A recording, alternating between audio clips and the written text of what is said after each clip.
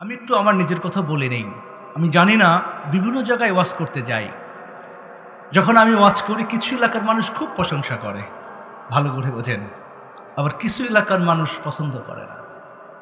কারণ আমি ওই উঠেই মনে করেন সুন্দর একটি গান পরিবেশন করা, মাঝে শেষে এই ঢং ভং আমি জানি না আসলে। আমি যতটুকু কথা বলতে চাই, কোরআন এবং হাদিসের আলোকে শিক্ষণীয় বিষয়গুলো একটু তুলে ধরতে চাই, যাতে করে সেগুলো আমরা আমল করতে পারি, পরকালের পাথায় সঞ্চয় হয়। এজন্যে আমি ওইগুলি ওইভাবেই আলোচনা করি। আপনারা শুনবেন তো ইনশাল্লাহ। আমি একটি আয়াত তেলাওয়াত করেছি, সূরা বাকারা 2 নম্বর সূরার 183 নম্বর আয়াত। মাহে রমজান মাস, রমজানুল মুবারক, এক বরকতময় মাস আমাদের আপনাদের সামনে আসছে, ঠিক নাকি? তো সেই সম্পর্কে একটু আলোচনা করব, যদি আল্লাহ পাক রব্বুল আলামিন তৌফিক দান করেন। আমি যে আয়াত তেলাওয়াত করেছি, এই আয়াতের সারমর্ম হলো আল্লাহ পাক রব্বুল আলামিন রোজাদারদেরকে সিয়াম পালনের মাধ্যমে, রোজা পালনের মাধ্যমে মানুষদেরকে তাকওয়াবান করতে চায়, খোদাভীরু করতে চায়, পরিশুদ্ধি করতে চায়। কেউ খারাপ কাজ করে, ভালো করে বোঝেন, কেউ জুয়া খেলে, কেউ মদ খায়, কেউ জিনা করে, কেউ সুদ খায়, কেউ ঘুষ খায়, কেউ রাহাজানি করে। এই সকল মানুষদেরকে পরিশুদ্ধি করার জন্যে, আল্লাহ ভীরু করার জন্যে, সকল খারাপ কাজ থেকে বিরত রেখে ভালো কাজ করার মন মানসিকতা তৈরি করার জন্যেই মহান রব্বুল আলামিন রমজান মাসের রোজা আমাদেরকে দিয়েছেন। বলেন সুবহানাল্লাহ। রাজি আছে তো ইনশাল্লাহ? তাহলে যে আয়াত তেলাওয়াত করেছি, এই আয়াতের মূল উদ্দেশ্য হলো মানুষদেরকে আল্লাহ পাক রব্বুল আলামিন মুত্তাকি বানাতে চায়। আসুন আমরা আলোচনা করি সরাসরি আয়াত থেকে। আল্লাহ বলছেন, ইয়া আইয়ুহাল্লাযীনা আমানু কুতিবা আলাইকুমুস সিয়ামু কামা কুতিবা আলাল্লাযীনা মিন ক্বাবলিকুম লাআল্লাকুম তাত্তাকুন।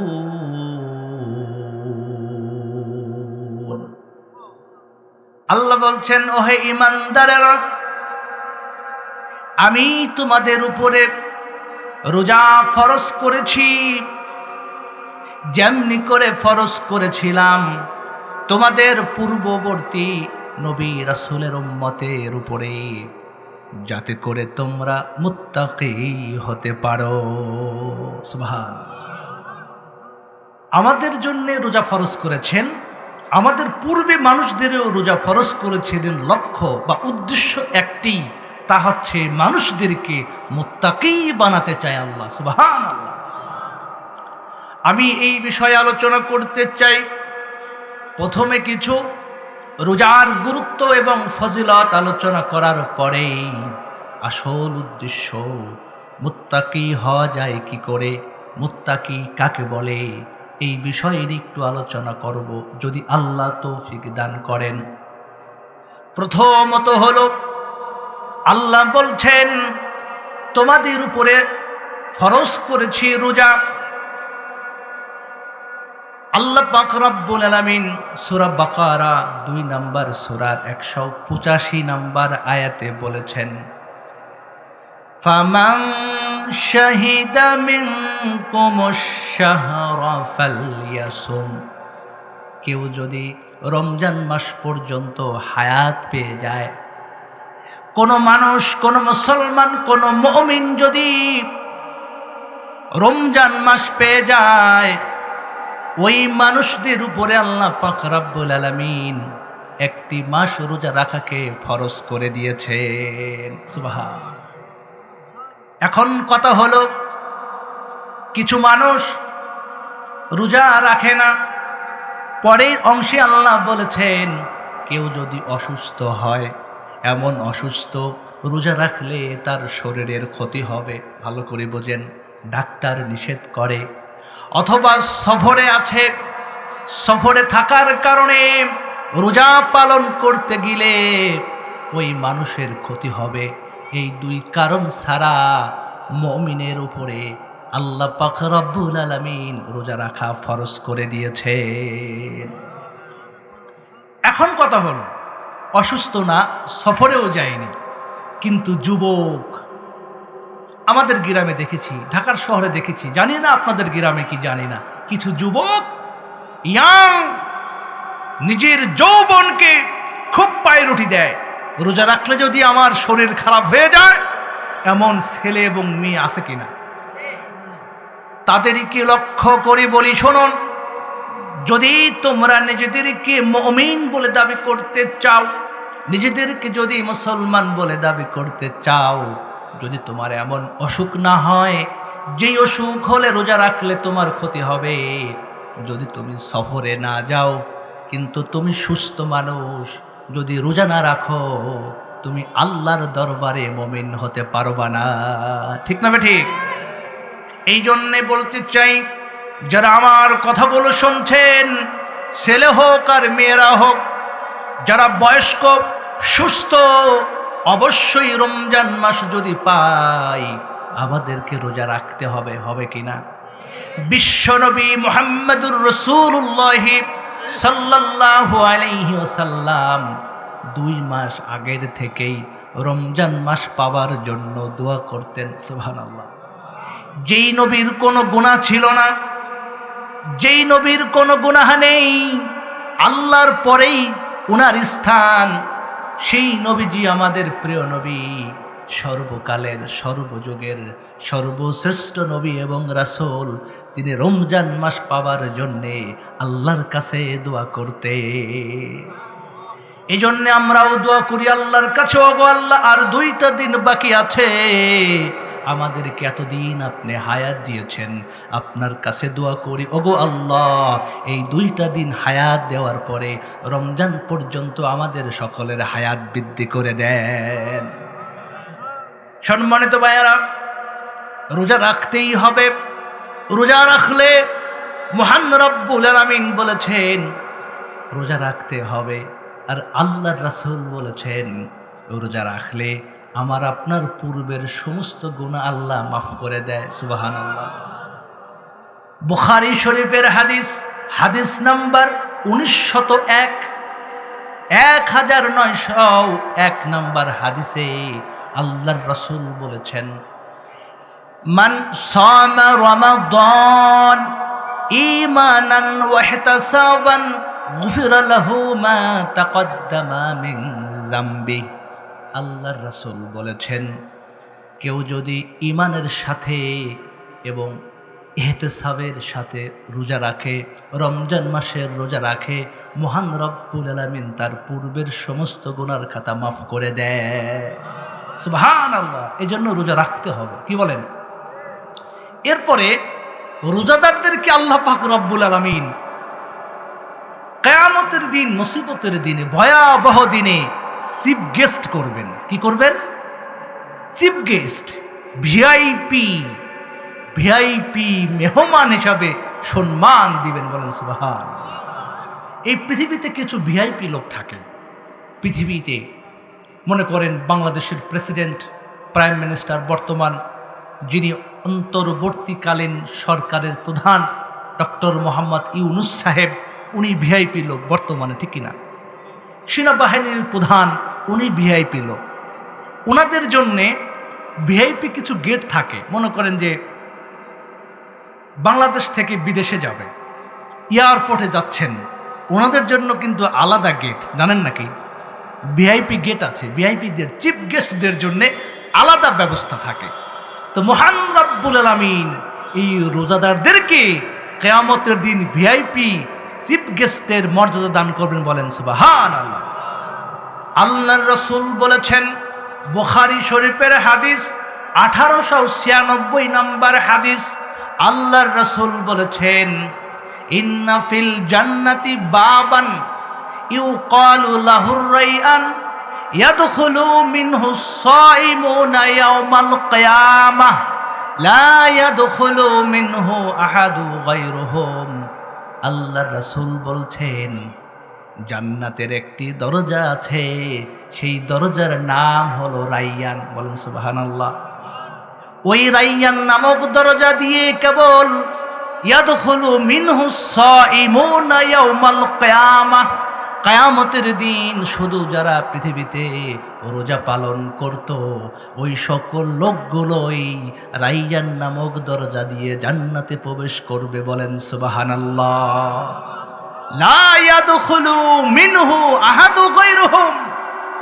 ওই দরজা দিয়ে, ওই গেট দিয়ে, রাইয়ান নামক গেট দিয়ে অন্য কোনো মানুষ জান্নাতে প্রবেশ করতে পারবে না। সুবহানাল্লাহ। সুতরাং আমরা কি আল্লাহর চিফ গেস্ট হতে চাই? তাহলে যদি আল্লাহ আমাদের বাঁচিয়ে রাখেন, রমজান পর্যন্ত হায়াত বৃদ্ধি করে দেয়, আমরা রোজা পালন করব। বলেন ইনশাআল্লাহ।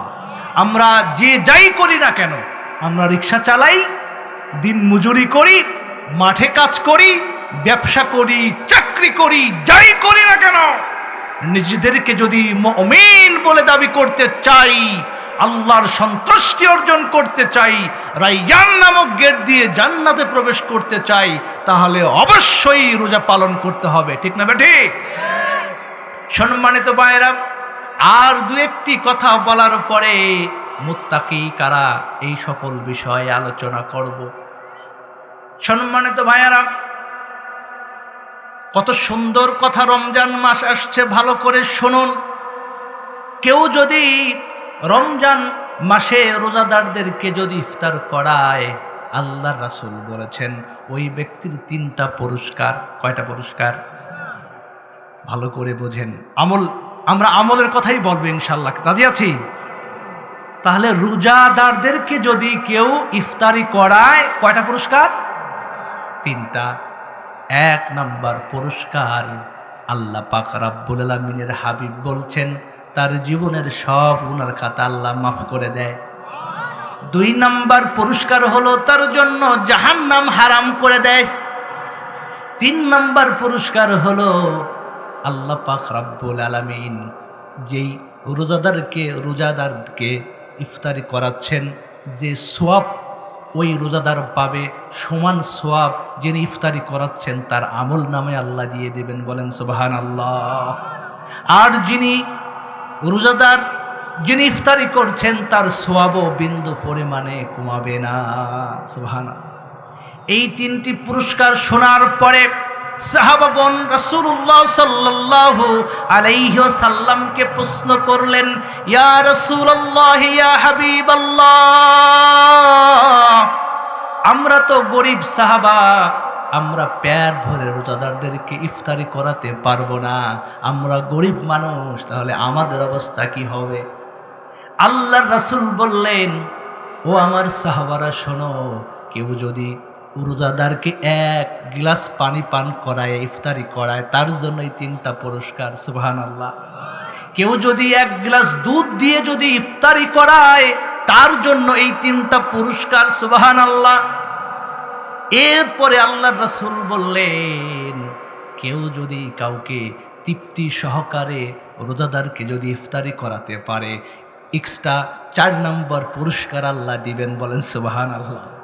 সেই পুরস্কারটি শুনবেন নাকি?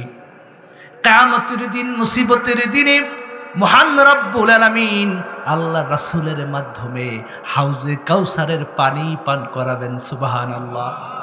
আল্লাহর রাসূল বলছেন, কেউ যদি আমার এই হাউজে কাউসারের পানি পান করতে পারে, জান্নাতে যাওয়ার আগ পর্যন্ত ওই ব্যক্তির আর পানি পিপাসা লাগবে না। সুবহানাল্লাহ। আল্লাহু আকবার। কিয়ামতের দিন হবে এত ভয়াবহ, সেই দিন মানুষ পানি পান করতে চাইবে, কিন্তু কেউ যদি হাউজে কাউসারের পানি পান করে, আল্লাহ রাসূল বলছেন জান্নাতে যাওয়ার আগ পর্যন্ত আর ওই ব্যক্তির পানি পিপাসা লাগবে না। সুবহানাল্লাহ। সম্মানিত ভাইয়ারা, এই রমজান মাসে আল্লাহ রাসূল সাল্লাল্লাহু আলাইহি ওয়াসাল্লাম বলছেন, ও দুনিয়ার মানুষ, বড় একটি হাদিস, আমি সংক্ষিপ্ত আকারে বলতে চাচ্ছি। এই হাদিসের মধ্যে আরেকটি পুরস্কারের কথা বলা হচ্ছে।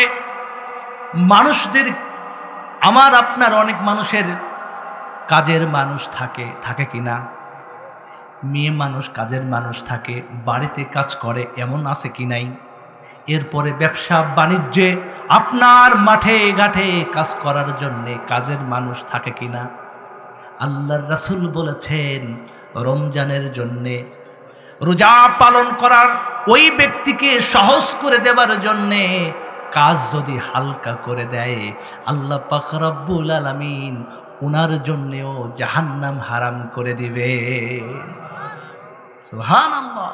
এই জন্যে আমরা নিজেরা রোজা পালন করব এবং আমার আপনার আশেপাশে আমার আপনার যারা কাজের মানুষ থাকে বা ওনাদেরকে নিজের পরিবারের সদস্য মনে করব। ইনশাআল্লাহ আল্লাহ সন্তুষ্ট হয়ে যাবে। কে সন্তুষ্ট হবে? জোরে বলেন কে? আর আল্লাহ যদি সন্তুষ্টি হয়ে যায়, আমার আপনার কোনো দুঃখ আছে? সম্মানিত ভাইয়েরা, এই জন্য আল্লাহর কাছে আবার দোয়া করি, ওগো আল্লাহ, আর 2টা দিন বাকি আছে। রব্বুল আলামিন, যারা আমরা এখানে উপস্থিত আছি এবং যারা কথাগুলো শুনছি, ওগো আল্লাহ, সকলের হায়াতকে আপনি রমজান পর্যন্ত বৃদ্ধি করে দিয়ে রোজা সঠিকভাবে আদায় করে আপনার সন্তুষ্টি যেন অর্জন করতে পারি, সেই তৌফিক দেন। বলেন আমিন। সম্মানিত ভাইয়েরা, আমি রোজা সম্পর্কে যতটুকু বললাম, জ্ঞানীর জন্য ইশারাই যথেষ্ট। আমরা রাখবো ইনশাল্লাহ। কি বলেন? এবার আসেন, আল্লাহ রোজা দিয়েছেন মানুষদেরকে মুত্তাকি বানানোর জন্যে, মানুষদেরকে সংশোধন করবার জন্যে, খারাপ মানুষদেরকে ভালো করবার জন্যে রোজার দিচ্ছেন, রমজান মাস দিচ্ছেন। তাহলে আমাদের পরিবর্তন হওয়া লাগবে কি লাগবে না? কথা বলেন, লাগবে কি লাগবে না? আল্লাহ পাক যে উদ্দেশ্যে রোজা দিলেন, আমরা যদি সেই উদ্দেশ্য না বুঝে আমল করতে পারি, সেই উদ্দেশ্যকে যদি না বুঝে আমল না করি, আল্লাহ কি আমাদের ছেড়ে দিবে? রমজানের আগেও আমি সুদ খেয়েছি, এখনো সুদ খাই। ভালো করে বলবেন, রোজার আগে আমি জিনা করেছি, রমজান মাসেও জিনা করি। রমজানের আগেও আমি সুদ খেয়েছি, রমজান মাসেও আমি সুদ খাবো, বেশি করে খাবো, নাকি বলেন? কারণ করা লাগবে না?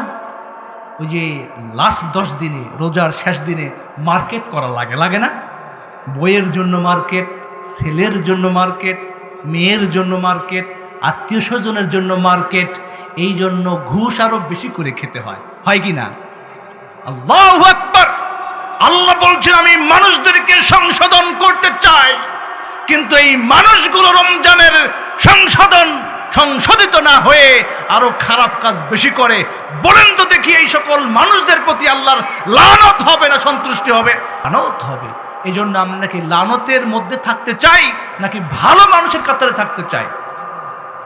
এই জন্য আল্লাহ বলছেন, পৃথিবীর মানুষেরা শুনে রাখো, আল্লাহ বলছেন, আমি রোজা দিলাম যাতে করে তোমরা লাআল্লাকুম তাত্তাকুন, যাতে করে তোমরা আরো ভালো হতে পারো, আল্লাহকে ভয় করতে পারো, তোমরা সংশোধিত হতে পারো, তোমরা মুত্তাকি হতে পারো। বলেন সুবহানাল্লাহ। এখন কথা হলো, মুত্তাকি কাকে বলে আসলে? খালি তো মুত্তাকি শুনি, বোঝা লাগবে না? বোঝা লাগবে তো। হ্যাঁ, মুত্তাকি কাকে বলে আসলে জানা লাগবে না? জানা লাগবে। একটি হাদিসের মাধ্যমে আগে বলি, এরপর 3-4টা উদাহরণ দেওয়ার মাধ্যমে বোঝানোর চেষ্টা করব মুত্তাকি কাকে বলে। শুনবেন ইনশাআল্লাহ। একটি হাদিস সূরা বাকারার হুদাল্লিল মুত্তাকিন, এই আয়াতের তাফসীর করতে গিয়ে তাফসীরুল কোরআন তাফসীর করতে গিয়ে আয়াতের মাআরিফুল কোরআন নাম শুনেছেন? তাফসীর মাআরিফুল কোরআন প্রথম খণ্ডে 290 পৃষ্ঠায় উল্লেখ করা হয়েছে একটি হাদিস। এই হাদিসের মাধ্যমে তাকওয়া বোঝানো হচ্ছে। হযরতে ওমর ফারুক রাদিয়াল্লাহু তাআলা আনহু হযরতে কাব রাদিয়াল্লাহু তাআলা আনহুকে বললেন, ও ভাই কাব, তুমি কি জানো তাকওয়া কাকে বলে? মুত্তাকি কি জিনিস তুমি কি জানো? ভালো করে বোঝেন কথাগুলো। ওমর রাদিয়াল্লাহু তাআলা আনহু প্রশ্ন করলেন কাকে? হযরতে কাব রাদিয়াল্লাহু তাআলা আনহুকে প্রশ্ন করলেন, ও ভাই কাব, তাকওয়া কাকে বলে? কাব রাদিয়াল্লাহু তাআলা আনহু প্রশ্নের জবাব না দিয়ে পাল্টা প্রশ্ন করলেন। ভালো করে বোঝেন, ওমর রাদিয়াল্লাহু তাআলা আনহুকে প্রশ্নের জবাব না দিয়ে বরং আরেকটি পাল্টা প্রশ্ন করলেন, ও ভাই ওমর, আপনি কি কাঁটাযুক্ত পথে চলেছেন? ছোট্ট একটি রাস্তা, সরু রাস্তা, দুই পাশ দিয়ে কাটা ছোট্ট একটি রাস্তা, এমন রাস্তায় কি আপনি চলেছেন? ওমর রাদিয়াল্লাহু তাআলা আনহু বললেন, হ্যাঁ আমি চলেছি। কাব রাদিয়াল্লাহু তাআলা আনহু বললেন, ওই রাস্তা দিয়ে যখন আপনি চলেছেন কেমন করে চলেছেন? ওমর রাদিয়াল্লাহু তাআলা আনহু বললেন, আমি এই রাস্তা দিয়ে সতর্ক হয়ে চলেছি, খুব ধীরে চলেছি, খুব আস্তে আস্তে চলেছি, যাতে করে ওই কাঁটা যাতে আমার শরীরে না লাগে, আমার জামা কাপড়ে না লাগে, ওই কাঁটার যন্ত্রণা যেন আমার শরীরে না প্রবেশ করে, এজন্য আমি খুব সতর্ক হয়ে চলেছি। সুবহানাল্লাহ বলেন। কাব রাদিয়াল্লাহু তাআলা আনহু বললেন, এটার নামই তাকওয়া। কারণ হলো আপনি যেভাবে ছোট একটি সরু রাস্তা দিয়ে যখন আপনি চলেছেন, কাঁটা যাতে আপনার শরীরে না লাগে এমন সতর্ক হয়ে চলেছেন, তেমনি করে পৃথিবীতে আপনার সামনে, আপনার ডানে, আপনার বামে, আপনার সামনে, আপনার পিছনে সব জায়গায় গুনাহ আর গুনাহ। এই গুনাহ থেকে যদি আপনি নিজেকে খুব সতর্ক করে চলতে পারেন, গুনাহ যদি আপনাকে স্পর্শ করতে না পারে, এমন করে যদি পৃথিবীতে আপনি চলতে পারেন, তবেই আপনি মুত্তাকি হতে পারবেন। সুবহানাল্লাহ। পৃথিবীতে, সমাজে, গ্রামে গুনাহ আর গুনাহ, ঠিক কিনা? এই গুনাহ থেকে যারা সতর্ক হয়ে নিজেকে বাঁচাতে পারবে, আল্লাহর সন্তুষ্টির জন্যে আল্লাহকে ভয় করে চলতে পারবে, সেই ব্যক্তি তাকওয়া অর্জন করতে পারবে, সেই ব্যক্তি আল্লাহর কাছে প্রিয় এবং তিনিই হচ্ছে মুত্তাকি। বলেন সুবহানাল্লাহ। এইবার কয়েকটি উদাহরণ দিয়ে বুঝাই আপনাদের, বুঝে আসবেন। আমার কথা এরকম করেই বলি, ভালো লাগছে নাকি? এবার আসেন, কয়েক বছর আগে করোনা ভাইরাস আসছিল, জানেন নাকি আপনারা? এই করোনা ভাইরাস দিয়ে তাকওয়া বোঝাই। আসেন, মনে করেন ওই সময়, যে সময় একজনের করোনা ভাইরাস ধরেছে আর আমি আপনি ভালো ছিলাম, মনে করেন, উদাহরণ দিচ্ছি, যিনি ভালো আছেন এখনো, ওনাকে যদি বলা হতো ওই করোনা যার হয়েছে তার কাছে যাও, সে কি যাইতো? ভালো করে বলেন, যাইতো? ভয় পেত, ভয় পেত না? আমি যদি ওখানে যাই, তার কাছে যাই, আমিও করোনায় আক্রান্ত হতে পারি, এই ভয়টা আমার আপনার ছিল কিনা? ছিল। তেমনি করে ইন নামই হচ্ছে তাকওয়া।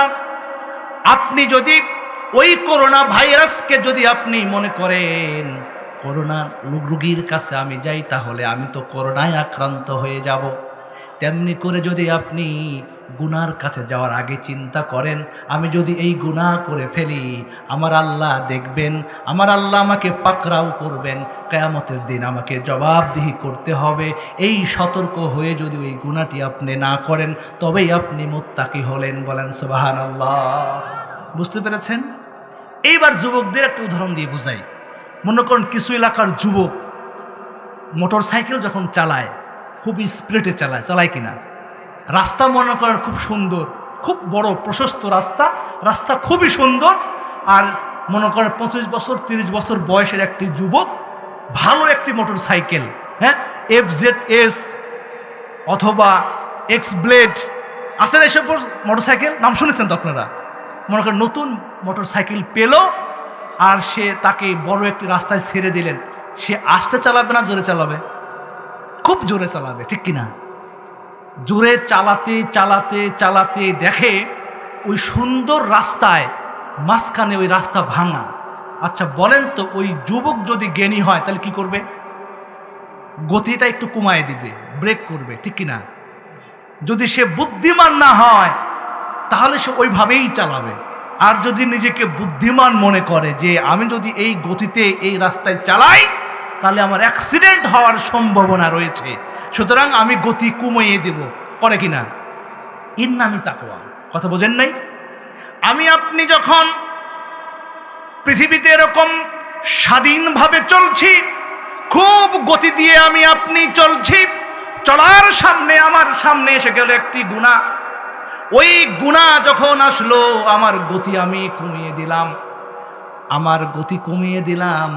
আমি ওই গুনাহ না করে আমি আল্লাহকে ভয় করলাম, ওগো আল্লাহ আমি এই গুনাহ করব না, কারণ আমি যদি গুনাহ করি তুমি আমারে পাকড়াও করবে, তুমি আমারে জাহান্নামে দিবে, ওই জাহান্নামের আযাব আমার সহ্য করা সম্ভব নয়, এই জন্য আমি গুনাহ করব না। তার নাম হলো তাকওয়া। কথা বুঝতে পেরেছেন?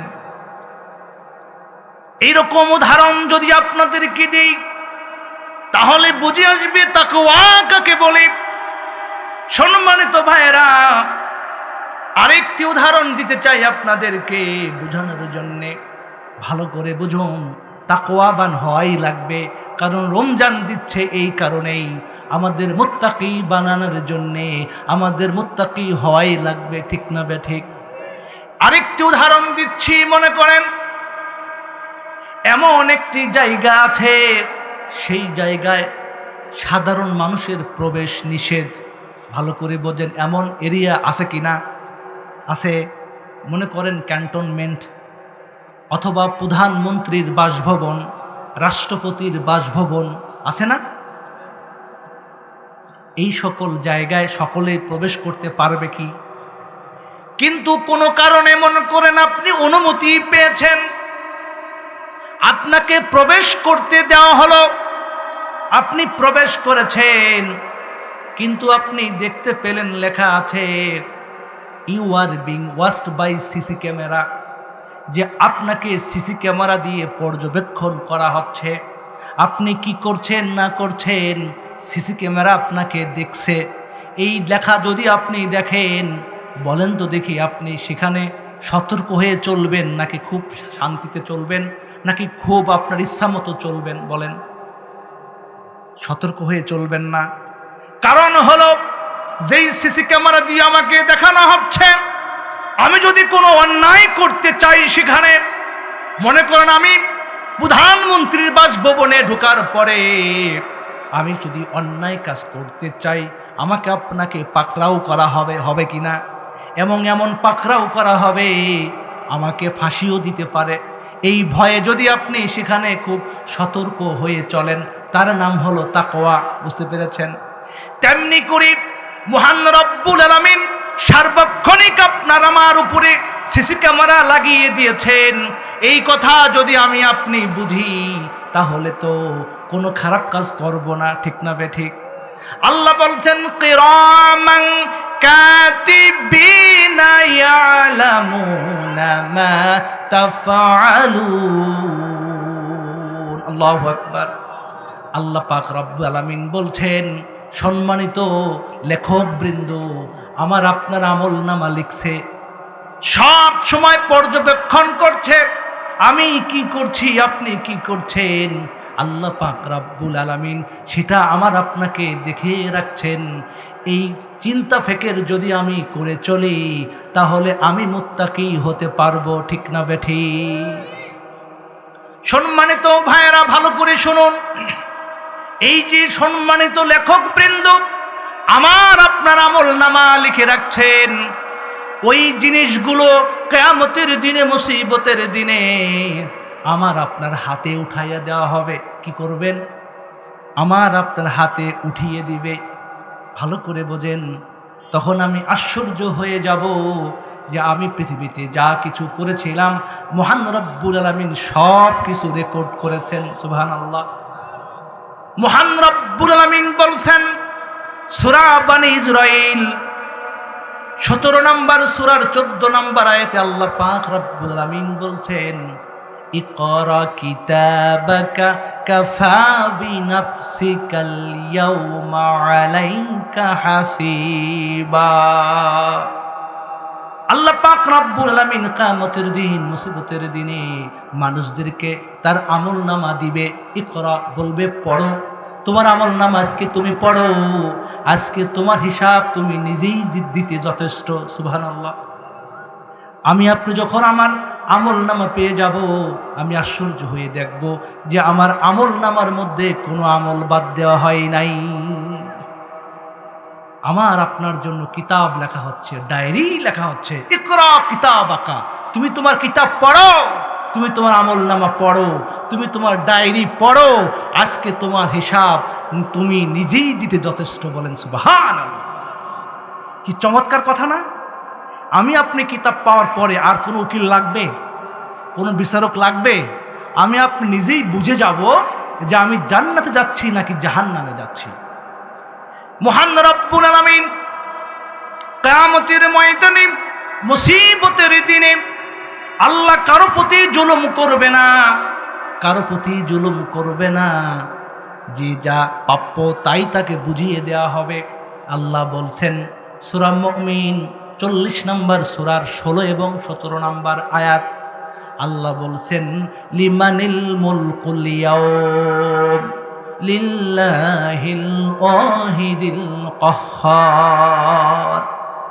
কিয়ামতের দিন, মুসিবতের দিনে আল্লাহ মানুষদেরকে সামনে এইরকম সমাবেত করে প্রশ্ন করবেন, লিমানিল মুলকুল ইয়াউম, ও পৃথিবীর মানুষেরা বলো তো দেখি আজকের এই কিয়ামতের দিনের মালিক কে? কে প্রশ্ন করবেন? আল্লাহ বলবেন। আর প্রত্যেক মানুষ সেদিন ভয় পেয়ে যাবে। পৃথিবীতে যেই সকল মানুষ নিজেদেরকে খুব পাওয়ারফুল মানুষ মনে করত, নিজেদের পাওয়ারের কারণে কিছু কিছু মানুষ নিজেদেরকে খোদাও বলে দাবি করেছে, নমরুদ ফেরাউন করেছে কিনা, এমন মানুষও সেদিন ভয় পেয়ে যাবে আর উত্তর দিবে লিল্লাহিল ওয়াহিদিল কাহ্হার। আজকের মালিক আপনি আল্লাহ, আপনি হলেন কাহ্হার। সুবহানাল্লাহ। ওই দিন আল্লাহ 17 নম্বর আয়াতে বলছেন আল ইয়াউমা তুজজা কুল্লু নাফসিম বিমা কাসাবাত লা যুলমাল ইয়াউম ইন্নাল্লাহা সারিউল হিসাব। আল্লাহু আকবার। আল্লাহ বলছেন আজকে আমি কারো প্রতি জুলুম করব না। ভালো করে বোঝেন, আল ইয়াউমা তুজজা কুল্লু নাফসিম বিমা কাসাবাত লা যুলমাল ইয়াউম। আল্লাহ বলবে আজকে আমি পৃথিবীতে তোমরা যা করে এসেছিলে তার প্রতিদান আজকে আমি দেব, কারো প্রতি জুলুম করব না। জুলুম করব নাকি? পৃথিবীতে জুলুম করেছে, বিচারের নামে প্রহসন বিচার হয়েছে। পৃথিবীতে এরকম বিচার হয়েছে যার দোষ ছিল না, বিনা দোষে তাকে জেলে দেওয়া হয়েছে, মিথ্যা মামলা সাজিয়ে তাকে ফাঁসি দেওয়া হয়েছে। হয়েছে কিনা? আপনারা সাক্ষী, আমরাও সাক্ষী।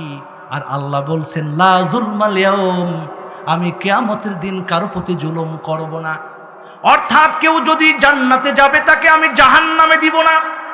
ভালো করে বোঝেন, কেউ যদি ভালো কাজ করেছে পৃথিবীতে সে জান্নাত পাবে, কিন্তু আল্লাহ তাকে জাহান্নাম দিবে না। এর নাম হলো লা যুলমাল ইয়াউম।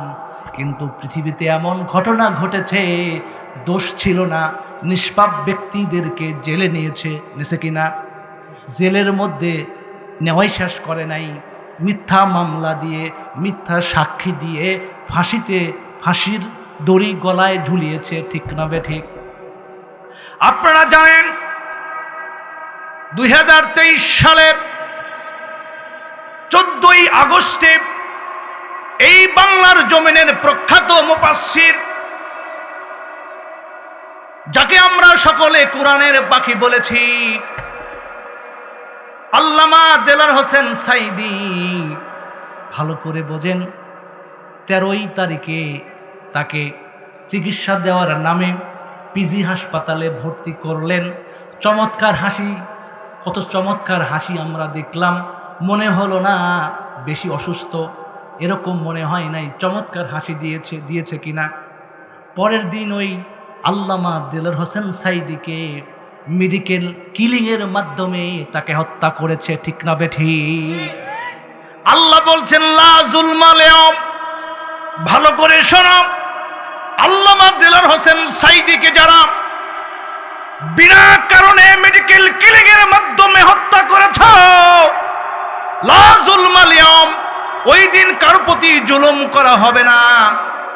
তুমি কি করেছিলে, তোমার মনের খবর কি ছিল, কার কথাই তুমি দিলওয়ার হোসেন সাঈদীকে বিষ প্রয়োগ করে হত্যা করেছিলে, আল্লাহ সেদিন দেখিয়ে দিবেন। আল্লাহ বলবেন, দেখো, ইকরা কিতাবাকা কাফা বিনাফসিকাল ইয়াওমা আলাইকা হাসিবা। ওই লোকটি চিন্তা করবে, আহারে আমি করেছিলাম, কেউ তো দেখে নাই। দেখেছেন কে? ওই কিতাবে সে দেখতে পাবে, নিজের আমলনামায় দেখতে পাবে ওই লোক কি চিন্তা করে, কি কতটুকু বিষ দিয়েছিল, কতটুকু কি করেছিল, কার সাথে পরামর্শ করেছিল, কার পরামর্শে তাকে হত্যা করেছিল, সব কিছু সেদিন দেখতে পাবে। ঠিক না বেঠি? এই জন্য আল্লাহ বলছেন, লা যুলমাল ইয়াওম, ওই দিন কারো প্রতি জুলুম করব না। পৃথিবীতে যা করেছে আমি সব তাকে দেখাবো এবং তার প্রতিদান আমি আল্লাহ দিব। বলেন সুবহানাল্লাহ। এই যে ভয় করে, যদি সে ভয় করত যে আল্লাহ কিয়ামতের দিন আমার কিতাব আমার সামনে দিবে, আমার প্রত্যেকটি আমল আমার সামনে তুলে ধরবে, এই চিন্তা করে যদি সে কাজ করত, সে আল্লামা দেলওয়ার হোসেন সাঈদীকে হত্যা করতে পারতো না। পারতো কি? যারা করেছো ইনশাআল্লাহ তৈরি থাকো, কিয়ামতের দিন তোমার আমলনামা তোমাকে দেখাবে। ঠিক না বেঠি? এই জন্য যারা আমরা পৃথিবীতে অন্যায় করছি, পাপ করছি, ভুল করছি, তওবা করেন এখনই। কারণ আল্লাহ আপনাকে মুত্তাকি বানাতে চায়, আপনাকে আল্লাহ ভীরু করতে চায়, আল্লাহর সন্তুষ্টি অর্জন করার মাধ্যমে জান্নাতে নিতে চায়, আর তুমি যাচ্ছ বিপথে। ঠিক না বেঠি? এই জন্য সম্মানিত ভাইরা, তাকওয়ার গুরুত্ব আছে কি নাই? আছে। তাহলে তাকওয়া বলতে কি বুঝলাম? যে যারা আল্লাহর সন্তুষ্টির জন্যে, আল্লাহ পাক যেই কাজগুলো করলে অসন্তুষ্টি হবে ওই কাজগুলো থেকে নিজেকে বাঁচিয়ে রাখার নাম হচ্ছে তাকওয়া। বুঝতে পেরেছেন? যেই কাজগুলো করলে আল্লাহ অখুশি হবে, আল্লাহ নারাজ হয়ে যাবে, ওই কাজ থেকে দূরে থাকার নাম কি? আমরা তাকওয়া বুঝতে পেরেছি। সম্মানিত ভাইরা, কিতাব কিন্তু দেওয়া হবে। কিতাব কি করা হবে? এখন কিছু মানুষের কিতাব দেওয়া হবে ডান হাতে, আমলনামা দেওয়া হবে কোন হাতে? আর কিছু মানুষের আমলনামা দেওয়া হবে কোন হাতে? বাম হাতে। এ কথা কি বানায় বানায় বলছি? ভালো করে বোঝেন। সূরা আল হাক্কা নাম শুনেছেন? এই সূরার 19 নাম্বার থেকে আয়াত থেকে পড়তে থাকেন। 19 নাম্বার থেকে 24 নাম্বার আয়াত পর্যন্ত আল্লাহ ডান হাতে আমলনামা কারা পাবে, তাদের অবস্থা কি হবে, এই কথা তুলে ধরেছেন। সুবহানাল্লাহ বলেন। আর পরের আয়াত থেকে বাম হাতে আমলনামা কারা পাবে এবং আমলনামা পাওয়ার পরে তারা কি আচরণ করবে, কে তুলে ধরেছেন? কথা বলেন, কে তুলে ধরেছেন? সূরা আল হাক্কা। ডান হাতে আমলনামা যারা পাবে তারা খুশি হবে, আনন্দিত হবে। সুবহানাল্লাহ বলেন। আল্লাহ পাক রব্বুল আমিন বলছেন, ওয়া আম্মা মান উতিয়া কিতাবাহু বিয়ামিনিহি ফায়াকুলু হাউমুকরাউ কিতাবিয়া। সুবহানাল্লাহ। ইন্নী যানানতু আন্নী মুলাকিন হিসাবিয়া ফাহুয়া ফি ঈশাতির রাদিয়াহ ফি জান্নাতিন আলিয়া কুতুফুহা দানিয়া। সুবহানাল্লাহ। যারা ডান হাতে আমলনামা পাবেন তারা বলবেন, দেখো দেখো আমার আমলনামা দেখো। মানুষদেরকে খুশি হয়ে দেখাবে, বলবে, দেখো দেখো আমার আমলনামা দেখো, আমি জানতাম আমারে আজকে হিসাব দেওয়া লাগবে। বলেন সুবহানাল্লাহ। সম্মানিত ভাইয়েরা, এরপরে আল্লাহ বলবেন, ফাহুয়া ফি ঈশাতির রাদিয়া ফি জান্নাতিন আলিয়া। ও আমার বান্দা, তুমি পরম আনন্দে উচ্চ মর্যাদা সম্পন্ন জান্নাতে অবস্থান করো। বলেন সুবহানাল্লাহ। উতুফুহা দানিয়া, আল্লাহ বলছেন ওই জান্নাতের ফলগুলো খুব নিকটবর্তী থাকবে, সুবহানাল্লাহ, খুব কাছে থাকবে। এরপরে আল্লাহ বলছেন কুলু ওয়াশরাবু হানিআম বিমা আসলাফতুম ফি আইয়ামিল খালিয়া। আল্লাহ বলবেন খাও এবং পান করো তৃপ্তি সহকারে, কারণ তোমরা পৃথিবীতে ভালো কাজ করে এসেছিলে। বলেন সুবহানাল্লাহ। যারা ডান হাতে আমলনামা পাবে তারা কোথায় যাবে? জান্নাতে যাবে। আল্লাহ বলবেন কুলু ওয়াশরাবু হানিয়া, তোমরা তৃপ্তি সহকারে খাও, তৃপ্তি সহকারে পান করো। সুবহানাল্লাহ বলবেন না?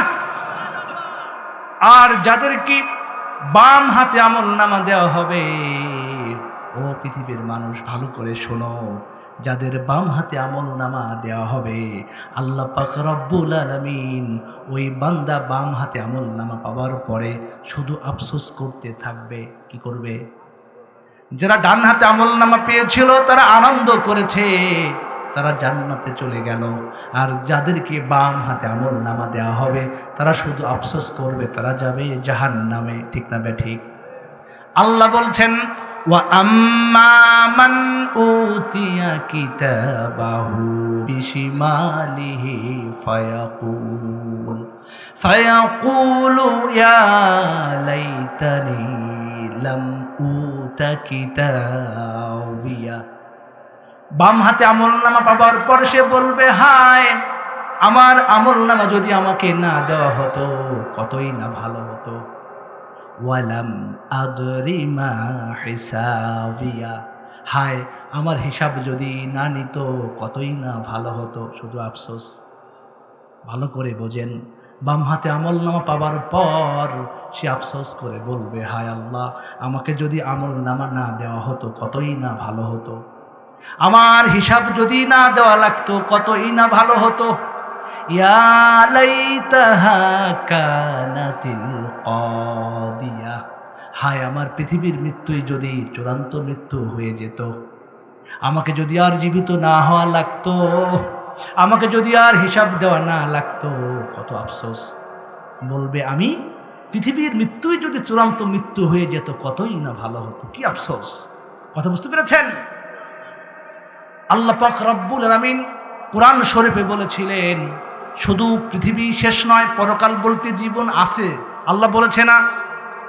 আল্লাহ পাক রব্বুল আলামিন বলছেন কাইফা তাকফুরুনা বিল্লাহি ওয়া কুনতুম আমওয়াতান ফাআহইয়াকুম সুম্মা ইউমীতুকুম সুম্মা ইউহয়িকুম সুম্মা ইলাইহি তুরজাউন।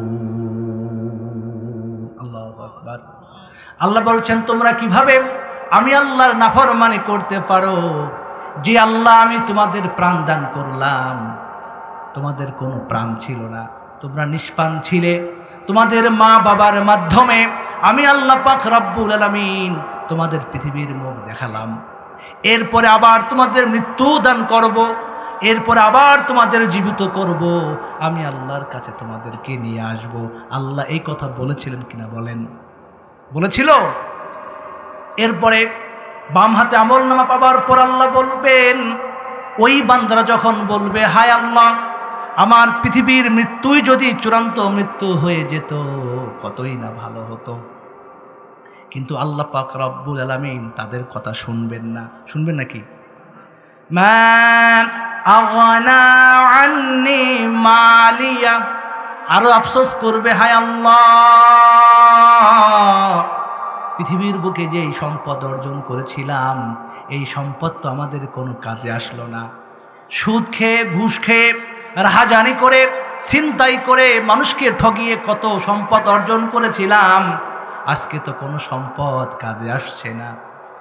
ভালো করে বোঝেন, হালাকা আন্নি সুলতানিয়া, পৃথিবীর ক্ষমতা তো আজ কোনো কাজে আসছে না। এমন আফসোস করবে আল্লাহ পাক রব্বুল আলামিন। ওই আফসোস করাকেও অপছন্দ করবেন। কি করবেন? ভালো করে বোঝেন, কি করবেন?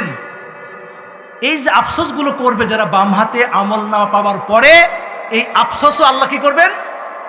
অপছন্দ করবেন। আল্লাহ বলবেন ফাখুযুহু ফাগুল্লুহু, তাকে পাকড়াও করো এবং বেরি পরিয়ে দাও। আল্লাহ কি করবেন? ফাখুযুহু ওয়াগুল্লুহু, তাকে পাকড়াও করো এবং বেরি পরাও।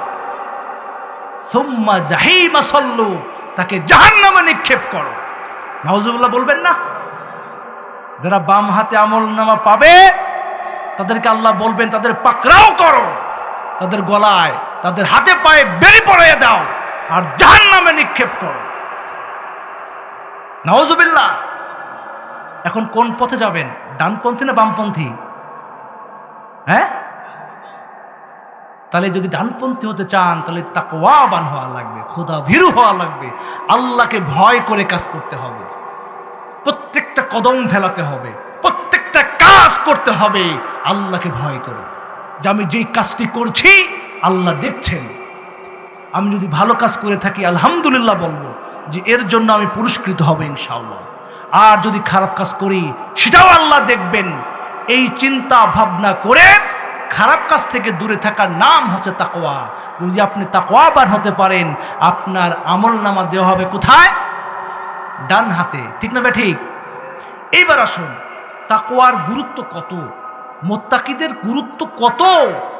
কোরআন শরীফে আল্লাহ পাক রব্বুল আলামিন, কোরআন শরীফে আল্লাহ পাক রব্বুল আলামিন বিভিন্ন জায়গায় মানুষদেরকে কিছু বলেছেন, আদেশ করেছেন, নিষেধ করেছেন। ভালো করে বোঝেন, কোনো কিছু আদেশ করেছেন, কোনো কিছু করতে নিষেধ করেছেন, অথবা উপদেশ দিয়েছেন। আল্লাহ ওই সকল জায়গাগুলোতে, ভালো করে বোঝেন সম্মানিত ভাইরা, কি বলছি ভালো করে শোনেন। কোরআন শরীফের যেই আয়াতগুলোতে কোনো কিছু করতে আদেশ করেছেন, কোনো কিছু করতে নিষেধ করেছেন অথবা উপদেশ দিয়েছেন, অধিকাংশ আয়াতেই আল্লাহ তাকওয়ার কথা বলেছেন। বলেন সুবহানাল্লাহ। তো চমৎকার কথা না? কোরআন শরীফ পড়েন, স্টাডি করেন। আল্লাহ যেখানে আমাকে কিছু বলতে চাচ্ছেন, নিষেধ করতে চাচ্ছেন, উপদেশ দিয়েছেন, এই সকল জায়গাগুলোতে তাকওয়ার কথা বলেছেন। সুবহানাল্লাহ। দু একটি আয়াত, সূরা আল ইমরান 3 নম্বর সূরার 102 নম্বর আয়াতে আল্লাহ পাক রব্বুল আলামিন মানুষদেরকে বলেছেন, তোমরা মুসলমান না হয়ে মৃত্যুবরণ করবা না, তোমরা মুসলমান না হয়ে মৃত্যুবরণ করবা না। এই কথা বলতে গিয়েও আল্লাহ তাকওয়ার কথা বলেছেন। সুবহানাল্লাহ। আল্লাহ বলছেন, ইয়া আইয়ুহাল্লাযীনা আমানু তাকুল্লাহ হাক্কা তুকাতিহি ওয়া লা তামুতুন্না ইল্লা ওয়া আনতুম মুসলিমুন। আল্লাহু আকবার। আল্লাহ বলছেন, একটু মনোযোগী হই, কোরআনের কথা বলছি, একটু মনোযোগী হই। মহান রব্বুল আলামিন বলছেন, ওহে ঈমানদারেরা, তোমরা আল্লাহকে ভয় করো, যথাযথভাবে ভয় করো, আর তোমরা মুসলমান না হয়ে মৃত্যুবরণ করো না। সুবহানাল্লাহ। আল্লাহ কি বলছেন? তোমরা আল্লাহকে ভয় করো। এই আল্লাহকে ভয় করার নামই হচ্ছে কি? তাকওয়া। কথা বুঝতে পেরেছেন? আল্লাহ বলছেন মুসলমান না হয়ে মরো না। এই কথা বলার আগে আমাকে আপনাকে আল্লাহকে ভয় করতে বলেছেন। কারণ হলো, আমি যদি মুসলমান না হয়ে মরি, আল্লাহ পাক রব্বুল আলামিন আমাকে পাকড়াও করবেন, আল্লাহ আমাকে জাহান্নামে দিবেন। এই ভয় করেই মুসলমান হওয়া লাগবে। ঠিক না বেঠিক? এখন মুসলমান মানে কি? আমি মুসলমান, আমার বাবা মুসলমান ছিল, আমার দাদা মুসলমান ছিল, আমার দাদা দাদা মুসলমান ছিল, এই জন্য আমি মুসলমান। এই মুসলমান? কথা বলেন, এই মুসলমান? যেই মুসলমান একমাত্র আল্লাহর গোলামি করবে, যেই মুসলমান একমাত্র আল্লাহর হুকুম পালন করবে, জীবন থাকুক আর না থাকুক আল্লাহর সন্তুষ্টি অর্জন করবার জন্য কাজ করবে, সেই মুসলমান হয়ে মরা লাগবে। ঠিক না বেঠিক? যদি আমার বাবা মুসলমান ছিল, আমি মুসলমান, আমার দাদা মুসলমান ছিল, এই জন্য আমি মুসলমান, এই মুসলমান হলে চলবে? একটু উদাহরণ দেই। মনে করেন আপনার এই এলাকার একজন চেয়ারম্যান আছে না? নাম কি তার? হ্যাঁ, কিনো ভেবলু, যাই হোক আমি উদাহরণ দেওয়ার জন্য বলছি। এই ভেবলু ভাইয়ের মনে করে একটা সন্তান আছে, কি আছে? একটা সন্তান আছে মনে করে। এই মঞ্চে এসে বলবে, ভালো করে বোঝেন, চেয়ারম্যান না আসে, ওনার সন্তান এসে বলবেন যে আমার বাবা মানে চেয়ারম্যান, তাই আমি তোমাদের কাছে নিজেকে চেয়ারম্যান বলে দাবি করলাম, আমি চেয়ারম্যান। বলেন আপনারা কি মানে নেবেন? মেনে নেবেন? যতক্ষণ পর্যন্ত না সে চেয়ারম্যান হবে ততক্ষণ পর্যন্ত আমরা তাদেরকে চেয়ারম্যান মেনে নেব না, ঠিক না বেঠিক? তেমনি করে আমার দাদা মুসলমান ছিল, আমার বাবা মুসলমান ছিল, এই জন্য আমি মোহাম্মদ অমক, মোহাম্মদ তমক, এই মুসলমানের কথা বলা হয়নি। তুমি নিজেকে আগে মুসলমান করবে, সেই মুসলমানের কথা বলা হয়েছে, ঠিক না বেঠিক? এই নাম হচ্ছে মুসলমান। এরপর একটা আয়াত শোনো, আরেকটি আয়াতে আল্লাহ মিথ্যা কথা বলতে নিষেধ করেছেন। কি করতে নিষেধ করেছেন? এই যে মিথ্যা কথা বলতে নিষেধ করেছে আল্লাহ, তাও তাকওয়ার কথা বলেছেন। সুবহানাল্লাহ বলবেন না? আল্লাহ বলছেন, ইয়া আইয়ুহাল্লাযীনা আমানুত্তাকুল্লাহ ওয়া কুলু কওলান সাদীদা। আল্লাহু আকবার। আমার আয়াতটা ভুল হয়েছিল। সূরা আহজাব 33 নম্বর সূরার 70 নম্বর আয়াত। এই আয়াতে আল্লাহ বলছেন, ওহে ঈমানদারেরা শোনো, তোমরা আল্লাহকে ভয় করো আর সত্য কথা বলো। বলেন সুবহানাল্লাহ। যদি আমি আপনি মিথ্যা কথা বলি, বলেন তো দেখি আমি মুত্তাকি কিনা, আমি কি আল্লাহকে ভয় করলাম? আল্লাহ বলছেন আল্লাহকে ভয় করো আর সত্য কথা বলো, সত্য সাক্ষী দাও, মিথ্যা সাক্ষী দিবা না, মিথ্যা কথা বলবা না। কথা বুঝতে পেরেছেন? কাদের মোল্লা ভাই, তাকে কসাই কাদের বলে তুমি ফাঁসি দিয়েছ, সাবধান হয়ে যাও, কিয়ামতের ময়দানে মুসিবতের দিনে আল্লাহ তোমারে পাকড়াও করবে, কি করবে না। এই জন্য আল্লাহ বলছে তোমরা আল্লাহকে ভয় করো আর মিথ্যা বলে যে তুমি কাদের মোল্লা ভাইকে ফাঁসি দিয়েছ, তার জন্যে রেডি থাকো, কিয়ামতের দিন আল্লাহ দেখিয়ে দিবে, ঠিক না বেঠিক? এর নাম হচ্ছে তাকওয়া। তুমি আল্লাহকে ভয় করলে না, দুনিয়ার ক্ষমতার লোভে তুমি মিথ্যা মামলা দিয়ে একজনকে ফাঁসি দিলে, তুমি রেডি থাকো, আল্লাহকে ভয় করো, এর নাম হচ্ছে তাকওয়া, ঠিক না বেঠিক? যদি তারা মিথ্যা মামলা দিয়ে, মিথ্যা ফাঁসি দিয়ে, মিথ্যা সাক্ষী বানিয়ে, মিথ্যা মামলা সাজিয়ে এই যে ফাঁসি যে দিল, আল্লাহ কেন বললেন ভয় করো? কারণ আল্লাহ এটা দেখেছে কিনা? দেখেছে না? এই জন্য বলছে তুমি আল্লাহকে ভয় করো। সুবহানাল্লাহ বলবেন না? আল্লাহু আকবার, আল্লাহ কত মহান। এরপরে আরেকটা আয়াত শুনেন, আল্লাহ বলছেন তোমরা ভালো মানুষের সহযোগী হও, সৎ মানুষের সহযোগী হও। এই কথা বলতে গিয়েও আল্লাহ তাকওয়ার কথা বলেছেন। সুবহানাল্লাহ বলবেন না? এই আয়াতটি হলো সূরা তাওবা 9 নম্বর সূরার 119 নম্বর আয়াত। বলেন সুবহানাল্লাহ।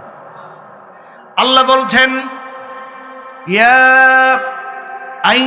আইয়ুহাল্লাযীনা আমানুত্তাকুল্লাহ ওয়া কুনু মা'আস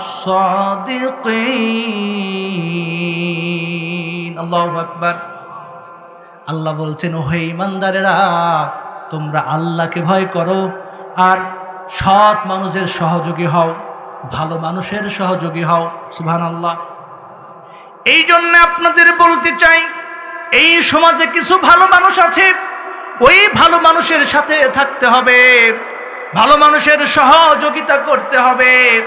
যারা নামাজ পড়ে, রোজা রাখে, আল্লাহর জমিনে আল্লাহর দ্বীন কায়েম করতে চায়, এই সকল মানুষের সহযোগী হওয়া লাগবে। বুঝতে পেরেছেন? যারা নামাজ পড়ে, নামাজ পড়ার কথা বলে, যারা রোজা রাখে, রোজা রাখার কথা বলে, যারা জাকাত দেয়, জাকাত দেওয়ার কথা বলে, যারা হজ করে, হজ করার কথা বলে, যারা আল্লাহর জমিনে আল্লাহর দ্বীন কায়েম হোক, আল্লাহর জমিনে আল্লাহর হুকুমত কায়েম হোক, এবং তারা করতে চায়, এই সকল মানুষের সহযোগিতা হওয়া লাগবে, সহযোগী করা লাগবে। কথা বুঝতে পেরেছেন?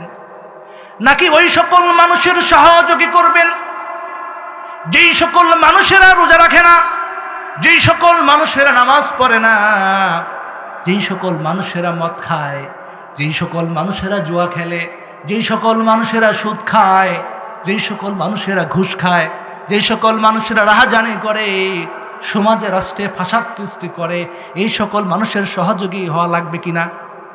কথা বলেন, হওয়া লাগবে? যদি হন তাহলে আপনি কি মুত্তাকি হতে পারলেন? এই জন্যে আল্লাহ পাক রব্বুল আলামিন কুরআন শরীফ যত জায়গায় আদেশ করেছেন কোনো কিছু করতে, নিষেধ করেছেন কোনো কিছু না করতে, অথবা উপদেশ দিয়েছেন, অধিকাংশ আয়াতেই আল্লাহ তাকওয়ার কথা বলেছেন, আল্লাহকে ভয় করতে বলেছেন। বলেন সুবহানাল্লাহ। এখন কথা হলো, লাস্টের দিকে আসি, আমরা কি তাকওয়া বুঝেছি? কথা বল, তাকওয়া বুঝেছি? মানে তাকওয়া কাকে বলে? আল্লাহর সন্তুষ্টি লাভের জন্যে আল্লাহ যত কাজ অপছন্দ করেন ওই সকল কাজ থেকে নিজেকে বাঁচিয়ে রাখার নাম কি? তাকওয়া। আমরা রাজি আছি তো ইনশাল্লাহ? সামনে রোজা আসছে, আমরা রোজা রাখবো ইনশাল্লাহ। আমরা সুদ খাবো না, আমরা ঘুষ খাবো না। রাজি আছি নাকি খাবো? সুদ খালে কি হয় জানেন? সুদ আল্লাহ নিষেধ করেছেন, ওয়া আহাল্লাল্লাহুল বাইয়া ওয়া হাররামার রিবা। আল্লাহ বলছেন যে আমি ব্যবসাকে করেছি হালাল আর সুদকে করেছি হারাম। সুদকে কি করেছি? কিন্তু জানি না আপনাদের গ্রামে কি অবস্থা, আমাদের এলাকায় এমন অবস্থা, আগে 10 বছর 20 বছর আগে মানুষ সুদ খেলে খুব হিসাব করে খেত, লজ্জা পেত, ঠিক কিনা? আর এখন বুক ফলে সুদ খায়, বাজারে গিয়ে বড় মাছ কেনে, খুব নিজেকে তাকব্বর, নিজে খুব অহংকারী করে তোলে, ঠিক না বেঠিক? কিন্তু তুমি যে অন্যায় করছো, কি অন্যায় ভালো করে শুনুন একটি হাদিস। আল্লাহ রাসূল সাল্লাল্লাহু আলাইহি সাল্লাম বলছেন যে সুদের 70টা গুনাহ, সুদের যে গুনাহ কুফল 70টা শাখা প্রশাখা রয়েছে। প্রথম নাম্বার এই স্তর হলো সেজন্য আল্লাহর সাথে যুদ্ধ ঘোষণা করলো, নাউজুবিল্লাহ বলে। আর সর্বনিম্ন গুনাহ হলো, আল্লাহ রাসূল বলছেন, আর রিবা সাবউনা হুবান, সুদের 70টা শাখা প্রশাখা, গুনার শাখা প্রশাখা রয়েছে। সর্বনিম্ন স্তর হলো, ওই গুনাহ হলো আইয়ান কেহুর রাজুল উম্মাহু, কোনো একটি পুরুষ যেন তার নিজের মায়ের সঙ্গে জিনা করছে, নাউজুবিল্লাহ। তাহলে চিন্তা করে দেখেন, একজন পাগল কি নিজের মায়ের সঙ্গে জিনা করবে? কত লানত ওই ব্যক্তির উপরে যিনি সুদ খায়, নাউজুবিল্লাহ বলেন। যারা আমার কথাগুলো শুনছেন প্রিয় ভাইয়েরা, জানি না আর এই এলাকায় আসা হবে কিনা, আমি আপনাদেরকে বলতে চাই, খুব রিকোয়েস্ট করে বলছি, যদিও আমার কথা খুব শক্ত হচ্ছে, কিন্তু আপনি যদি সুদ খান তারপরে নামাজ পড়েন, ভালো করে বোঝেন, সুদ খাচ্ছেন দান করছেন, সুদ খাচ্ছেন মানুষকে উপকার করছেন, সুদ খাচ্ছেন রোজাও রাখবেন, নিশ্চিত জেনে রাখুন আপনার কোনো আমল আল্লাহ বলে কবুল হবে না, ঠিক না বেঠিক? আপনি যাবেন জাহান্নামে। আর সর্বনিম্ন গুনাহ হলো মায়ের সঙ্গে জিনা করছেন। আপনি চিন্তা করে দেখেছেন? এই জন্য সম্মানিত ভাইয়েরা, আমার কথা যদিও একটু শক্ত, কিন্তু বলতে বাধ্য হচ্ছি, আজকের সমাজের সুদের প্রথা এমনভাবে শুরু হয়েছে, মনে হচ্ছে যে একটি হালাল ব্যবসা। খুব খুব মজা মেরে সুদ খাচ্ছে। কথা কি সত্য না মিথ্যা? সুদ খায় টাকা হয়, সবচেয়ে বড় মাছ কেনে, ভালো করে বোঝেন। একজন ভালো ভদ্র মানুষ খুব কম টাকায় বেতন পায়, আমার মতো মনে করে একজন শিক্ষক মানুষ বেতন পাই কম, হাটে বাজারে গিয়ে একটু চিন্তা ভাবনা করে মাছ কিনবো, যাওয়ার আগে ওই ব্যক্তি কয় কত টাকা, এত টাকা দিয়ে দাও, কারণ তার তো টাকার অভাব নাই। কিন্তু তুমি যে গর্ব অহংকার করে মাছটা কিনলে, ওই শিক্ষককে মাছ কিনতে দিলে না।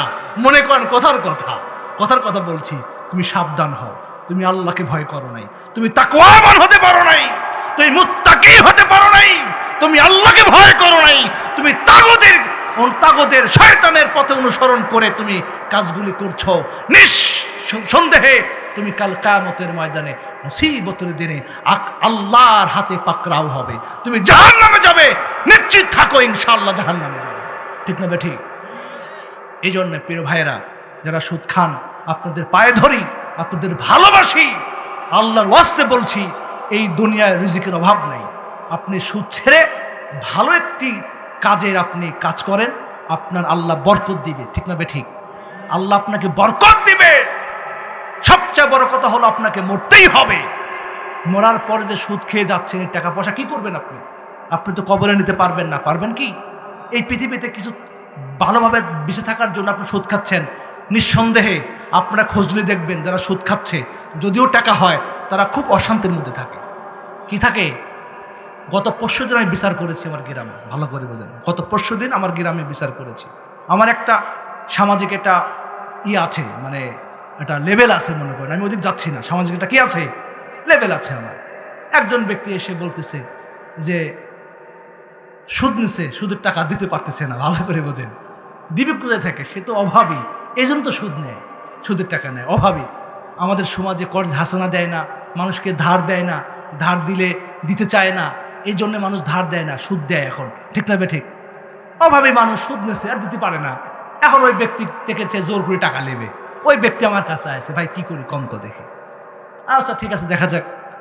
যিনি সুদ দিয়েছেন তাকেও ডাকলাম, তাকেও কয়েকজন মিলে বসলাম। বসার পর তাকে বললাম, আগে এই নসিহতগুলি করলাম। ভালো করে বোঝেন, প্রথমে এই নসিহতগুলো কি করলাম যে ভাই তুমি এই করতেছো, এটা ভালো করতেছো না।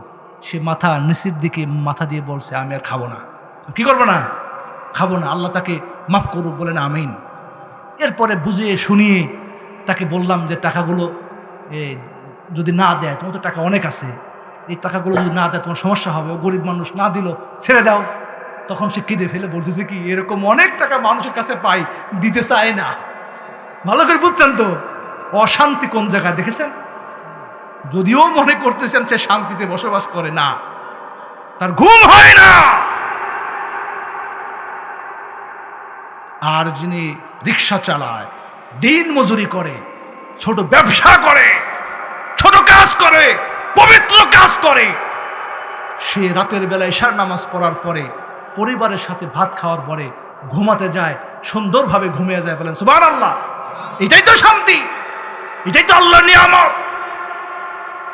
আর যারা মনে করেন বিশাল টাকার পাহাড় করছেন, কিন্তু আল্লাহ পাক রব্বুল আলামিন আপনাকে আমাকে তো শান্তি দেয় নাই। ঠিক না বেঠিক? এই জন্য সম্মানিত ভাইরা, আমি কথাগুলো যে বললাম মাইন্ড করলেন?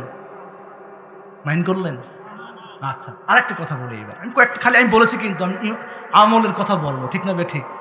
আমি শেষের দিকে আসছি, আর কয়েকটা আমলের কথা বলবো। রাজি আছেন করতে? এবার আসেন, যারা মনে করেন যুবক আছেন, বৃদ্ধ আছেন, কথার কথা, কারো মা বাবা জীবিত আছে কিন্তু বৃদ্ধ হয়ে গেছে, আছে না? আচ্ছা, আল্লাহ কি বলেছেন? ওই মা বাবার সাথে ভালো ব্যবহার করতে বলেছেন নাকি খারাপ ব্যবহার করার কথা বলেছেন? হ্যাঁ, আমরা করি কি না? যারা আমরা কথাগুলো শুনছি ভালো করে শোনেন। যারা আমরা এখনো মনে করেন যে আমার বাবা মা বৃদ্ধ হয়ে গেছে, আমরা এখনো জীবিত আছি, ইনকাম করছি, ওই মা বাবাকে খেদমত করবেন। মা বাবাকে খেদমত করলে খুশি হবে কে? কথা বলেন, কে? আল্লাহ বলছেন, অকদা রব্বুকা আল্লা তা'বুদু ইল্লা ইয়াহু ওয়া বিল ওয়ালিদাইনি ইহসানা। আল্লাহু আকবার। আল্লাহ বলছেন, আমি তোমাদেরকে অর্ডার করছি, আমি তোমাদের করতে বলছি 2টা কাজ। কয়টা কাজ? 1 নাম্বার হলো তোমরা আমি আল্লাহর ইবাদত করবে, আর তোমার 2 নাম্বার হলো মা বাবার প্রতি ইহসান করবে। বলেন সুবহানাল্লাহ। মা বাবার প্রতি ইহসান করবে। কেমন ইহসান করবে? ভালো করে শোনো ও যুবকেরা, ভালো করে শোনো। যখন তোমার বয়স ছিল 1 মাস 2 মাস, যখন পৌষ মাস মাঘ মাস খুব শীতের দিন, ভালো করে শোনেন, যখন তুমি ছোট ছিলে, খুব ছোট ছিলে, শীতের মধ্যে মায়ের গা ভরে তুমি পেশাব করে দিয়েছ, ওই মা রাগ করে নাই? করেছে কি? শীতের দিন মায়ের শরীর আগে, নিজের জামাকে নিজের শরীর আগে পরিষ্কার করে নাই, প্রথমে তোমার পরিষ্কার করিয়ে আবার সুন্দর একটি শীতের জামা, ভালো একটি জামা পরিয়ে দিয়ে এরপরে মা তার নিজের কাপড় পরিবর্তন করেছে। ঠিক না বেঠিক? ও যুবকেরা ভালো করে শোনো, যখন তুমি ছোট ছিলে 1 বছর 2 বছর বয়স যখন তোমার ছিল, তুমি খেতে চাও নাই, মা জোর করে খাওয়াইয়েছে, মিথ্যা কথা বলে বলে খাওয়াইয়েছে, ঠিক না বেঠিক? সন্তান যখন খেতে চায় না, মায়ের কলিজায় ভালো লাগে না, মা খুব কষ্ট পায়, আমার সন্তান খায় না, মিথ্যা কথা বলে বলে ওই মা তোমারে খাওয়াইয়েছে, যখন তুমি খেয়েছো ওই মা সন্তুষ্টি হয়েছে, সুবহানাল্লাহ বলেন। আর ওই মা যখন বৃদ্ধ হলো, কেন তুমি ওই মায়ের কথা শোনো না? ওই মাকে কেন তুমি দেখতে পাও না? ভালো করে শোনো, তুমি বিবাহ করার পরে তুমি তোমার স্ত্রীকে স্ত্রীর মর্যাদা দিবে, তাতে কোনো সমস্যা নাই। তুমি তোমার স্ত্রীর মর্যাদা অবশ্যই দিবে, এটাও ইসলাম স্ত্রীর মর্যাদা দিতে বলেছেন। স্ত্রীকেও নির্যাতন করতে বলে নাই, স্ত্রীর সাথেও ভালো ব্যবহার করতে বলেছেন। কিন্তু স্ত্রীর কথা শুনে অথবা নিজে নিজে ওই মাকে কিভাবে তুমি গালি দিতে পারো, ওই মাকে কিভাবে তুমি ভুলে যেতে পারো? এই জন্য বলছি, আমার কথাগুলো যারা শুনছেন, যাদের ঘরে বৃদ্ধ মা বাবা আছে, ওই মা বাবাকে আপনি সন্তুষ্টি করেন, আল্লাহ সন্তুষ্টি হয়ে যাবে, ঠিক না বেঠিক? সম্মানিত ভাইয়ারা, বাবা কেমন একটু শুনুন। ওই বৃদ্ধ পিতাকে তুমি কেন কষ্ট দাও? যেই বাবা এখনো তোমাকে ছোট মনে করে, তুমি যতই বড় হও না কেন, ওই বাবার কাছে তুমি ছোট, ঠিক না বেঠিক? আমার উদাহরণ দিই, আমার নিজের উদাহরণ দেই, আপনাদেরকে বলি। আমি একটি সংগঠন করি, ভালো করে বোঝেন। ওই সংগঠন করার কারণেই আমার মা আমার বাবা কষ্ট পেতেন যদি আমার সন্তানকে যদি পুলিশ ধরে নিয়ে যায়, আমার সন্তানের যদি ক্ষতি হয়ে যায়। আমি যে এখনো বড় হয়েছি, ওই বাবা এখনো ফোন দেয় যে বাবা তুই সাবধানে চলিস। ভালো করে কথা বোঝেন, বাবা এখন বলে বাবা সাবধানে চলিস। একটু ভালো করে চিন্তা করুন তো, আমি কি ছোট আছি? কিন্তু বাবার কাছে এখনো আমি ছোট। সন্তানের যদি কোনো ক্ষতি হয়ে যায়, ওই বাবা সহ্য করতে পারে না, ঠিক না বেঠিক? যেই বাবা, একটু ভালো করে শুনুন, যখন তুমি ছোট ছিলে, তোমাকে খাওয়ানোর জন্য বাবা না খেয়ে তোমারে খাওয়াইছে। আমার কথা আমি বলি, এই জন্য বলছি, আমার কথা বললে তো মিথ্যা হবে না। হবে কি? আমার 2টি সন্তান আল্লাহ দিয়েছেন, 2টা মেয়ে। একটার বয়স 6 বছর, আর একটার বয়স হচ্ছে 3 বছর। আমি যখন অফিস থেকে বাসায় যাই, আমি যখন বাইরে থেকে বাসায় যাই, আমার ওই 2টা সন্তান কি পছন্দ করে, অল্প হলেও আমি সেগুলো নিয়ে যাই, ঠিক না ঠিক? আমি যখন দরজায় নক করি, আমার 2টা সন্তান, 2টা মেয়ে বাবা এসেছে বলে দৌড় দেয়। তারা জানে আমার বাবা কিছু না কিছু নিয়ে এসেছে, এমন দৌড় দেয়। যখন আমি দেখি দরজা খুলে আমার সন্তান আমার জন্য দৌড়াচ্ছে আর বাবা বাবা বলে ডাকছে, তখন আমার কলিজা ঠান্ডা হয়ে যায়। ও দুনিয়ার মানুষ, সেই মা বাবাকে কিভাবে কষ্ট দাও? যেই বাবা তোমারে খাওয়াতে পারলে খুশি হতো, ওই বাবারে তুমি কষ্ট দিবা না, ওই মাকে কষ্ট দিবা না। রাজি আছি ইনশাআল্লাহ? আল্লাহ পাক রব্বুল আলামিন আমাদের সকলকেই কবুল করুক, সকলকেই রোজা রেখে মুত্তাকি হওয়ার তৌফিক দান করুক। আমার জন্য সকলে দোয়া করবেন, আল্লাহ সকলকে কবুল করুক, বলেন আমিন। ওয়া আখির দাওয়ানা আলহামদুলিল্লাহি রাব্বিল আলামিন।